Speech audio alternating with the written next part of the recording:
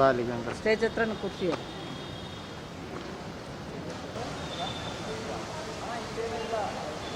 ಪಾಠಗಳ ಮೇಲೆ ಅಬ್ಸರ್ವ್ ಮಾಡಿದ್ದೀರಾ ಅನಿಸುತ್ತೆ. ನಮ್ಮ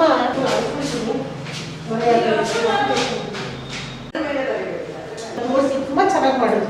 ಮನೆಗೆ ಕೂತ್ಕೊಂಡು ಅದನ್ನು ಪಾಠಗಳನ್ನು ಕೂತ್ಕೋಬೇಕು. ಬರುವಾಗ ಮನೆಯಿಂದ ಸ್ಕೂಲ್ ಬರುವಾಗ ಮತ್ತೆ ಸ್ವಲ್ಪ ಕ್ಲೀನ್ ಆಗಿ ಬರಬೇಕು ಅಂತ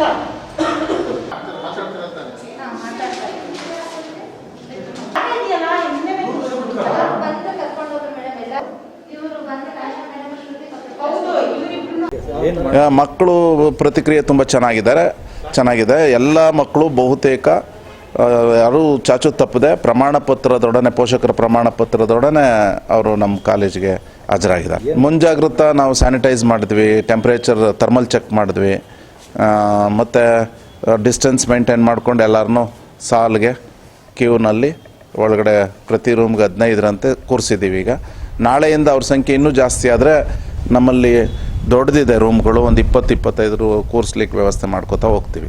9 ತಿಂಗಳು ಅದನ್ನ ಒಂದು 10 ತಿಂಗಳಿಂದ ಮನೆಯಲ್ಲೇ ಕೂತಿ ಬೇಜಾರಾಗಿತ್ತು. ನಮಗೂ ಮನೇಲೆ ಏನು ಮಾಡೋದಪ್ಪ ಅಂತ ಬೇಜಾರಾಗಿತ್ತು. ಇವಾಗ ಸ್ಕೂಲ್ ಸ್ಟಾರ್ಟ್ ಮಾಡಿದ್ದಾರೆ, ತುಂಬ ಖುಷಿ ಆಗ್ತಿದೆ. ಮಿಸ್ಗಳು ಆನ್ಲೈನ್ ಕ್ಲಾಸಸ್ ನಡೀತಿತ್ತು, ಆದರೆ ಒಂದು ಸ್ವಲ್ಪ ಅಲ್ಲಿ ತೊಂದರೆ ಆಗ್ತಿತ್ತು. ಮನೇಲಿ ಒಬ್ಬೊಬ್ಬರೇ ನೋಡಬೇಕು ಮಾಡಬೇಕು ಅಂತ ಅನ್ನೋದು.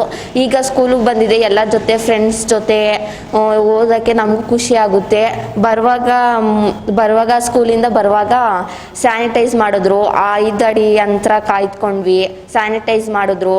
ಈಗ ಕ್ಲಾಸ್ ಒಳಗೆ ದೂರ ಕೂತಿದ್ದೀವಿ, ತುಂಬ ಖುಷಿ ಆಗ್ತಿದೆ. ಮತ್ತು ಮಾಸ್ಕ್ ಹಾಕೊಳ್ಳಿ ಅಂತ ಹೇಳಿದ್ರು. ಮ್ಯಾಮ್ ಎಲ್ಲ ಪ್ರೀತಿಪೂರ್ವಕವಾಗಿ ಸ್ವಾಗತ ಕೋರಿದ್ರು ನಮ್ಮನ್ನ.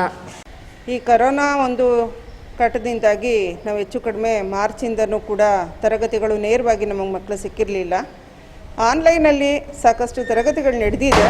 ಆದರೂ ಕೂಡ ನಮಗೆ ಮೇಯ್ನಾಗಿ ಮಕ್ಕಳನ್ನ ಇಂಟ್ರ್ಯಾಕ್ಟ್ ಮಾಡಬೇಕಾದ್ರೆ, ಅದರಲ್ಲೂ ಎಸ್ಪೆಷಲಿ ನನ್ನ ಸಬ್ಜೆಕ್ಟ್ ಮ್ಯಾಥ್ಸ್, ಅದಕ್ಕೆ ಇಂಟ್ರ್ಯಾಕ್ಷನ್ನು ಮುಖ್ಯ.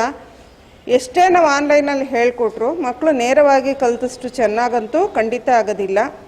ನನಗಿವತ್ತು ತುಂಬ ಸಂತೋಷ ಆಗ್ತಾಯಿದೆ. ಮಕ್ಕಳು ಕೂಡ ತುಂಬ ಸ್ಪಂದನೆ ಕೊಟ್ಟಿದ್ದಾರೆ. ಸಾಕಷ್ಟು ಮಕ್ಕಳಿಗಾಗಲೇ ಕೋವಿಡ್ ಟೆಸ್ಟ್ಗೆ ಹೋಗಿ ಮಾಡಿಸ್ತಾ ಇರೋದ್ರಿಂದ ಇವತ್ತು ಕಮ್ಮಿ ಇದ್ದಾರೆ ಮಕ್ಕಳು.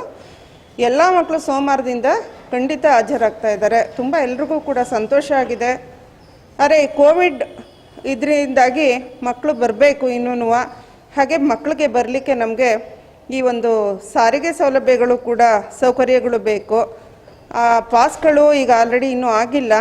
ಹಾಗಾಗಿ ಸಾರಿಗೆ ಸೌಲಭ್ಯಗಳನ್ನ ಒದಗಿಸ್ಕೊಟ್ರೆ ಬೇಗ ಮಕ್ಕಳು ಶಾಲೆಗೆ ಖಂಡಿತ ಹಾಜರಾಗ್ತಾರೆ. ಎಷ್ಟೇ ನಾವು ನಾವು ವೆಬಿನಾರು ಏನೇ ಮಾಡಿದ್ರೂ ಕೂಡ ನಮಗೆ ನೇರವಾಗಿ ಮಕ್ಕಳನ್ನು ಭೇಟಿ ಮಾಡಿದಷ್ಟು ಸಂತೋಷ ಖಂಡಿತ ಸಿಗಲ್ಲ.